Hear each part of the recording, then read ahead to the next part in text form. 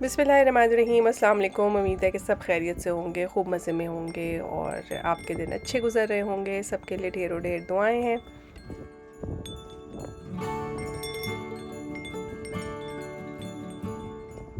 और जी हमारे पास सर्दी में काफ़ी कमी है और मौसम जो है वो ज़रा ज़रा सा खुशगवार लग रहा है, मतलब -5 -4 तक आ गया है। तो ठीक ही लग रहा है कि इतनी ज़्यादा सर्दी नहीं है। तो आपके पास मौसम के क्या हाल अहवाल हैं, ज़रूर मुझे बताइएगा। आज हम बनाने लगे हैं एक ऐसी तरकीब, जब मैंने अपने चैनल पे फ़र्स्ट टाइम डाली थी ना तो बहुत चली थी।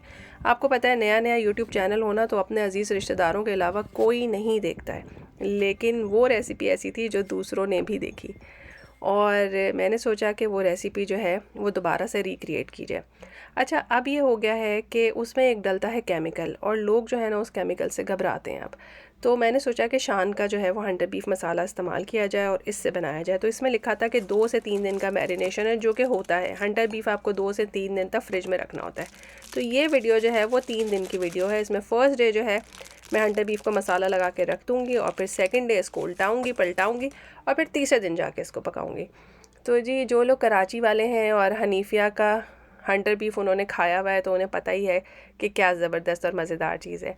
बकर ईद पे जो है वो लोग हंटर बीफ बनवाते हैं, स्पेशली गोश्त उनको देकर आते हैं और 1 हफ़्ते बाद जब वो आपको मिलता है तो वो हंटर बीफ बना हुआ होता है। तो जी, बड़ी मज़ेदार वो चीज़ हुआ करती थी। लेकिन आप इसको अपने घर में रिक्रिएट कर सकते हैं। अगर ओरिजिनल रेसिपी से बनाना चाहें तो आप मेरी रेसिपी देख सकते हैं, मैं लिंक शेयर कर दूँगी। और अगर आप चाहें तो शान के मसाले से भी बना सकते हैं, जो मैंने अभी ट्राई किया। तो मैंने तो वो रेसिपी सीखी थी कि उस ज़माने में बहुत ज़्यादा रेसिपीज़ के कुकिंग के चैनल हुआ करते थे और डिफरेंट शेफ़ जो है ना वो रेसिपीज़ सिखाते थे, तो मैं वो लिख लेती थी। तो 2-3 रेसिपीज़ को कंबाइन करके मैंने वो बनाया और बहुत ही अच्छा बना। लेकिन बात यह है कि वो कलमी शोरे के बगैर बनता नहीं है। तो बस जी, यहाँ पे जो है वो मेरे पास तो वो केमिकल था भी नहीं और मैंने शान के पैकेट पे देखा कि इसमें भी कुछ केमिकल्स तो डले हुए ही हैं। आफ्टर ऑल हमारी सारी कुकिंग है क्या, केमिस्ट्री ही तो है। डिफरेंट चीज़ों के रिएक्शन से हम मज़ेदार किस्म का खाना तैयार कर लेते हैं। क्या ख्याल है?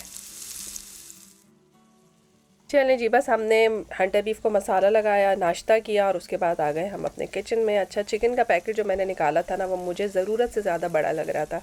अब एक ही सालन पका लेती तो आप समझ ही सकते हैं कि अगले 4 दिन तक वो सालन हमारे सर पे सवार ही रहता है। तो मैंने सोचा कि इसके साथ जो है ना वो कोई 2 नंबरी करनी चाहिए, क्योंकि एक दफ़ा जब गोश्त डीफ्रॉस्ट हो जाए तो मैं उसे वापस फ्रीज़ नहीं करती और करना भी नहीं चाहिए। तो मैंने सोचा अब जब ये निकल ही आया है तो इससे 2 चीज़ें बना लेते हैं। तो एक तो मैं बनाने लगी हूँ कोरमा और दूसरा चिकन जो है वो मैंने ऐसे ही भूनने के लिए रखा है ताकि उसके अंदर मैं किसी भी तरह की सब्ज़ी डाल दूँ। तो हमारे पास फ्रोज़न भिंडियाँ पड़ी होती हैं, तो मैंने सोचा कि एक भिंडी चिकन पका लेते हैं। वैसे जो बहुत ही टिपिकल खाना खाने वाले हैं ना तो इस वक्त तो वो ज़रूर नापसंद करेंगे इस बात को, क्योंकि एक ज़माना था मुझे भी बिल्कुल नहीं अच्छा लगता था। भाई, भिंडी गोश्त होता है, भिंडी प्याज होता है, भिंडी टमाटर होता है, ये भिंडी चिकन क्या चीज़ होती है। लेकिन बस आप समझ ही सकते हैं ना, ज़रूरत ईजाद की माँ है, तो अब कुछ ना कुछ तो मैंने ईजाद करना ही था।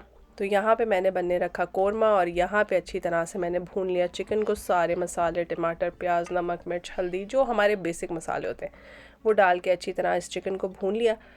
भिंडी को मैंने पहले से फ्राई कर लिया था। अब आप कहेंगे कि ये रेसिपीज़ तुम दे क्यों नहीं रही, तो भाई इस वजह से नहीं दे रही कि कोरमे की रेसिपी ऑलरेडी मेरे चैनल पे मौजूद है और भिंडी तो मैं शायद आपको 2-3 दफ़ा पकाना बता चुकी हूँ। तो बिल्कुल भी टेंशन ना लें, अगर आपको यहाँ पे नहीं समझ आएगी तो आप चैनल पे जाके जो है वो आराम से देख सकते हैं। तो भिंडी को मैंने फ्राई कर लिया था और ऑलमोस्ट डन है भिंडी। अब इसे अच्छी तरह से भुने हुए चिकन के अंदर शामिल कर रहे हैं। देखिए, भिंडी के साथ ना ज़्यादा करतब नहीं दिखाए जा सकते। अब आपके पास इतना टाइम नहीं है कि अब आप इसे पकाते रहें चिकन के साथ। तो भिंडी जो है वो ऑलमोस्ट 90% गली हुई बिल्कुल तैयार भिंडी है।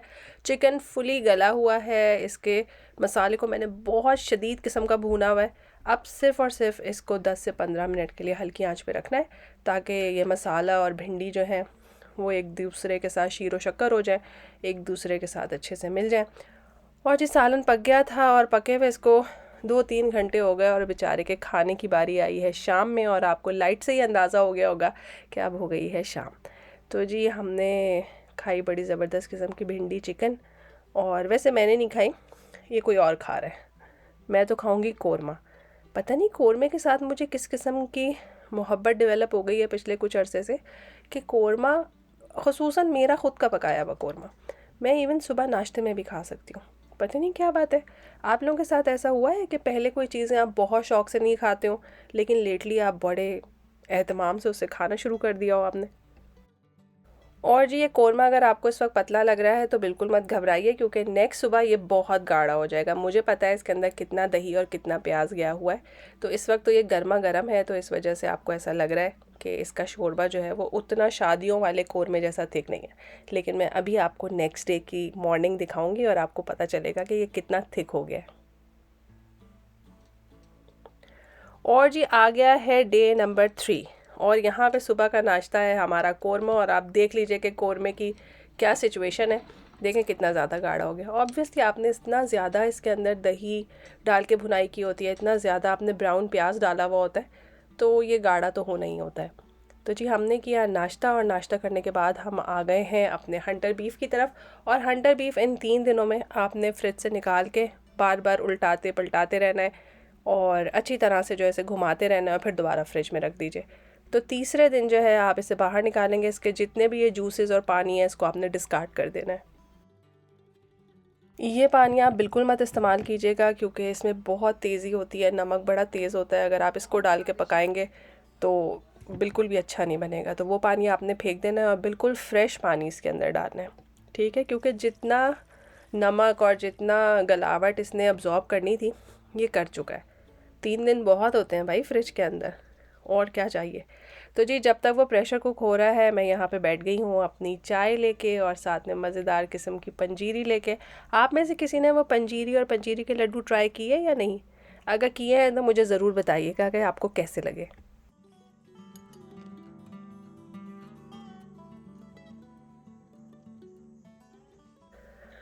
और जी ये प्रेशर कुक हो जाएगा तो आपने इसे खोलना है। बेसिकली गलाना मकसद है, अच्छे खासे बड़े बड़े पीसेस होते हैं, लेकिन आप ये याद रखिए कि ये इस तरह से नहीं गलेगा कि जैसे निहारी का गोश्त होता है। ये बिल्कुल गल जाएगा, लेकिन इसका टेक्सचर बड़ा डिफरेंट होगा, जो मैं आपको आगे दिखाऊंगी। मैंने इसे खुले बर्तन में डाल के ना इसका सारा पानी खुश्क कर लिया है, क्योंकि पानी में बहुत सारे फ्लेवर्स होते हैं, तो वो सारा का सारा मैंने खुश्क कर लिया है। और ये जो है हंटर बीफ तैयार है। इसकी सूरत पे ना जाएं, अभी आप इसकी सीरत देखिएगा। और अगर आप चाहें तो इसको प्रेशर कुकर के बगैर भी बना सकते हैं, बस ये कि ज़रा काफ़ी टाइम लगेगा इसको गलने में। और यहाँ पे मैं आपको इसको कट करके दिखा रही हूँ कि ये बिल्कुल हलवा नहीं हो गया। जिस तरह का इसका मैरिनेशन होता है वो केमिकल इसको हलवा नहीं होने देता, और ऊपर से गोश्त जो है वो डार्क ब्राउन कलर का हो जाता है, और अंदर से गोश्त जो है वो पिंक कलर का होता है। तो इतना खूबसूरत लगता है, और इस पिंक कलर को देख के बिल्कुल ये ना समझें कि ये कच्चा गोश्त है, क्योंकि ये 3 दिन मैरिनेट हुआ है, और उसके बाद जो है ये 20 से 25 मिनट प्रेशर कुक हुआ है। तो इसके जो है वो कच्चे होने का कोई चांस नहीं है, और बहुत नरम रेशा होता है इसका, लेकिन निहारी के रेशे जैसा नहीं होता। देखें मैं आपको इसको तोड़ के दिखाती हूँ, कितना परफेक्ट लग रहा है ना माशाल्लाह।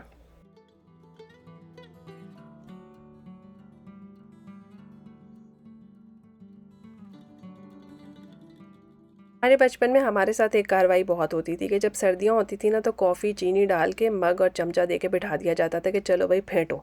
अब फेंट फेंट के हाथ दुख जाते थे, और बस यही काम करते थे। बस ये होता था, एंड रिज़ल्ट में कॉफ़ी बड़ी मज़ेदार बनती थी। तो मैंने ये काम बहुत किया है। कॉफ़ी चीनी फेंट के हम फ्रिज में रख देते थे, और गर्मा गर्म कॉफ़ी जब चाहिए हो थोड़ा सा मिक्सचर डाला और बना ली। अब रिसेंटली मैंने कहीं पे ये हैक देखा था, मेरा ख्याल है टिकटॉक पे, I don't know, social media पे कहीं पे मैंने ये हैक देखा था कि कॉफ़ी और चीनी को जो है वो आप ब्लेंडर में ब्लेंड करके भी बड़ा ज़बरदस्त किस्म का जो है ना वो पेस्ट बना सकते हैं, और आपके हाथ भी नहीं दुखेंगे। तो बस नेकी और पूछ पूछ मैंने सोचा कि इसको ट्राई करते हैं, और मैंने जो है वो स्मूदी कप ऊपर लगा दिया। इसी में बना के फ्रिज में स्टोर करने में आसानी भी होगी। तो पहले तो चीनी और कॉफ़ी को मैंने अच्छी तरह से मिला लिया, ताकि चीनी भी ज़रा पाउडर सी बन जाए। और अब इसमें मैंने डाले थोड़े से बर्फ़ के क्यूब, और इसे मैं दोबारा चला दूँगी। अब उन्होंने तो जी चलाया और दिखाया तो वो क्रीमी फ्रॉथी सा एक बन गया था, जो भी मिक्सचर सा था। लेकिन जब मैंने चलाया तो भाई मैं आपको सही बात बताऊँ, इसमें 5 से 10 मिनट लग गए, बल्कि 8 से 10 मिनट लग गए इसको फ्रॉथी बनने में। तो बस इतना टाइम ज़रूर जहन में रखिएगा। हाँ, लेकिन हमारे जो हाथ हैं ना वो बिल्कुल नहीं दुखे। और जी आप देखेंगे कि इसका कलर चेंज हो गया है, और जब आप इसे खोलेंगे तो आपको पता चल जाएगा कि ये अच्छी तरह से ब्लेंड हो गई है। और एक चीज़ जो मैंने नोटिस की कि इसकी कंसिस्टेंसी वैसी नहीं थी जैसे हाथ की फेंटी हुई कॉफ़ी की होती है, लेकिन जब मैंने इसको फ्रिज में स्टोर कर दिया तो ये बिल्कुल वैसी ही हो गई। तो जी बड़ा अच्छा सा जो है ये आपका मिक्सचर तैयार हो जाता है और इसको एयर टाइट कंटेनर में डाल के आप फ्रिज में आराम से 1 हफ़्ते तक रख सकते हैं, अगर 1 हफ़्ते ये चल जाए तो। बस जी ये ज़बरदस्त किस्म की कॉफ़ी तैयार है। और अब इससे जो है ना प्रॉपर कॉफ़ी बनाते हैं। इस एक मिक्सचर से जो है वो आप 3 डिफरेंट चीज़ें बना सकते हैं। इससे आप जो है वो गर्मा गर्म कॉफ़ी का मग बना सकते हैं। मैंने माइक्रोवेव में दूध गर्म किया है, 1.5 टीस्पून मैंने कप के अंदर डाली है कॉफ़ी का ये वाला मिक्सचर, और इसके ऊपर मैं हाइट से जो है वो दूध डालूंगी ना, तो इसमें ख़ुद ब खुद ऊपर एक फ्रॉथ सा क्रिएट हो जाएगा जो देखने में बहुत अच्छा लगता है।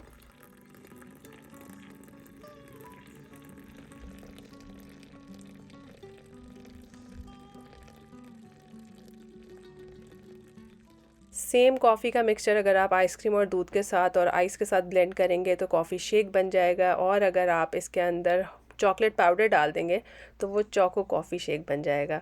तो अपने घर में ऐसी चीज़ें बनाया करें ताकि बाहर जो है ना वो बिला वजह आप इन चीज़ों पे पैसे ना खर्च करें। तो जी देख लीजिए फ्रिज से निकल कर आ गया है हमारा हंटर बीफ, और हंटर बीफ जब ठंडा हो जाएगा ना तो बड़े आराम से इस तरह के स्लाइसेस में कट जाएगा। अच्छा ये अब आपकी मर्ज़ी है कि आप चाहें तो इसे स्लाइसेस में काटें, और अगर आप चाहें तो इसको श्रेड कर लीजिए। तो मैंने फ़िलहाल तो स्लाइसेस में काट के जो है वो इसे अच्छी तरह से एयर टाइट कंटेनर में बंद करके फ्रिज में रख दिया है। अब आपका जब दिल चाहे सैंडविच बनाने के लिए आप इसको निकाल के ज़बरदस्त किस्म का सैंडविच बना सकते हैं। अगर आप जॉब करते हैं लंच में दे सकते हैं, अपने साथ लंच बना के ले जा सकते हैं, बच्चों के लिए बड़ा अच्छा है और हेल्दी है। अच्छा जी एक बात ये कि आप इसमें जो है ना थोड़ा फ़ैट वाला गोश्त इस्तेमाल करें, वो बड़ा मॉइस्ट और ज़बरदस्त किस्म का हंटर बीफ बनता है। अगर बिल्कुल रूखा गोश्त इस्तेमाल करेंगे ना तो रेशेस ज़रा ज़रा से आपको सख्त लगते हैं। तो जी इसको आपने बस थोड़ा सा जो है वो 30 सेकंड के लिए मैं इसे माइक्रोवेव करूँगी। अगर आप चाहें तो तवे पे भी थोड़ा सा सेक सकते हैं। मैंने इसके स्लाइसेस काटे हैं। अगर आप छोटे बच्चों को दे रहे हैं या किसी पार्टी के लिए बना रहे हैं तो हाथ से इसको श्रेड कर लीजिए। मेयोनीज़ या बटर में उसको मिक्स करके आप छोटे बच्चों को लंच में आराम से दे सकते हैं। उन्हें बिल्कुल कंप्लेन नहीं होगी कि बड़े बड़े से चंक्स आ रहे थे। तो इसका जो सैंडविच है वो आप अपनी मर्ज़ी से बना सकते हैं। बहुत ही अच्छी किस्म की ब्रेड लेकर आ सकते हैं, ब्रेड घर में बेक कर सकते हैं, बन्स में इसको लगा सकते हैं और इसको बहुत फैंसी मील बना सकते हैं। अगर आप चाहें तो इसके अंदर चीज़ रखें, लेट्स लीव रखें, बहुत सारी वेजिटेबल्स रखें, और अगर आप चाहें तो इसके अंदर बॉयल अंडा भी रख सकते हैं, या फिर फुल फ्राइड जो अंडा होता है वो रख सकते हैं इसके अंदर, या स्क्रैम्बल्ड एग बना के आप इसके अंदर रख सकते हैं। तो ये बड़ा ही ज़बरदस्त किस्म का सैंडविच तैयार होगा। ऐसी तमाम चीज़ें प्लीज़ अपने घर में बनाएं, और ये बड़ा आसान है। इसको 2-3 दिन आपने मैरिनेट करना है, और बनाने के बाद आपने अगर ज़्यादा बनाया है तो हाफ़ फ्रिज में रख लीजिए, हाफ़ जो है वो फ्रीज़ कर लीजिए। बड़ा अच्छा ये फ्रीज़ भी हो जाता है। आगे रमज़ान आ रहे हैं, इस तरह की चीज़ों की बड़ी सहूलत होगी। एक बात मैं जानती हूँ कि महंगाई बहुत हो गई है, उसके बावजूद हमारे बच्चे और हम खुद बहुत डाइन आउट करते हैं और ऐसी फैंसी चीज़ों को बहुत पसंद करते हैं। तो देखिए हमेशा होममेड सस्ता भी होता है और साफ़ सुथरा भी होता है। मैं तो कहती हूँ अगर सस्ता ना भी हो ना तो अच्छा तो होता ही है। तो कोशिश करें कि जितना खाना घर में बना सकते हैं बनाइए और घर में ही खाइए। अपनी सेहत का ख्याल आप ख़ुद नहीं रखेंगे तो आप मुझे बताएं कौन कहेगा कि भाई कुछ ख्याल करो।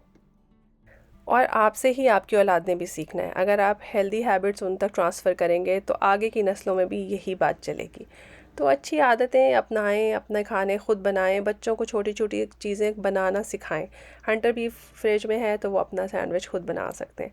तो अब नेक्स्ट आप क्या देखना चाहते हैं मुझे कमेंट में बताइएगा। ये वीडियो कैसी लगी ये भी बताइएगा। इंस्टाग्राम पे फॉलो करना मस्ट है। दूसरों को आसानियाँ दीजिए ताकि अल्लाह ताला आपको भी आसानी दे। फिर मिलेंगे एक नए मज़ेदार से व्लॉग में। तब तक के लिए अल्लाह हाफ़िज़।